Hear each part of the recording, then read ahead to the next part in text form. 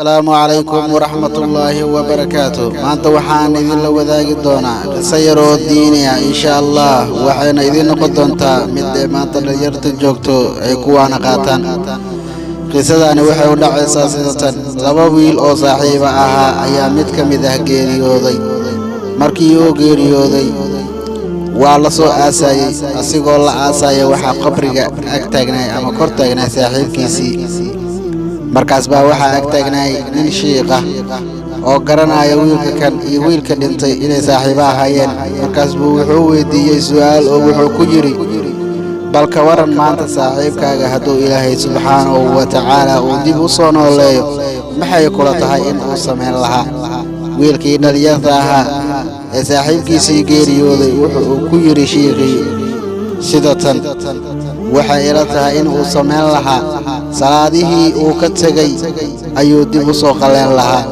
quraankii la baray oo dayacay ayuu dib u baran lahaa soonkii uu ka tagay ayuu soo qaleen lahaa asigoona cudurdaar u lahayn waxay ila tahay in uu sameyn lahaa xiriirkii ka dhaxeeyay asiga iyo Allah subhanahu wa ta'ala inuu dib u soo hagaajin lahaa markaas buu sheekhi wuxuu ku yiri inta waraaga ee aad soo sheegtay dhammaan maanta adiga ayaa fursad u haysto maanta adiga ayaa fursad u haysto oo saaxiibkaaga ma soo laabanayo oo dib uma soo loonaanayo dibna loo soo celin maayo intaas fursad aad sheegtana maanta adiga haysto ee waa inaad ka faa'iideysataa oo xiriirka adiga iyo Allah subhanahu wa ta'ala idinka dhaxeeya inaa hagaajiso قصداني waxay ina tusaysaa maanta dad badan ayaa salaada ka tagay dad badan ayaana soomin ayagoo lixdooda lixaad qaba caafimaad Ilaahay uu siiyay ee haddana salaadaysa tukanin soomeenin xiriirka iyaga iyo Allah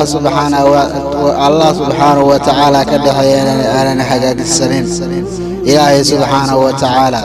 waxaan ka baryeena in uu geerida nagu soo dadajinin inaga oo faqsi iyo xumaan iyo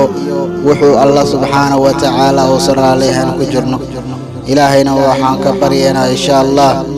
qof walbo muslim ah isagoo wada wanaagsan haysto ee dugta sooma inuu Ilaahay subhanahu wa ta'ala nafta ka qaado insha Allah wala dhimanaya adduunka waa laga tagayaa Ilaahay dhamaanteena hayna wada hanuuniyo وكوبي جنة كوبا كل ما إلهي هاي نقدقه السلام الله عليكم ورحمة الله وبركاته إن شاء الله نوسي شرق ريو قارسي ولا لها كلا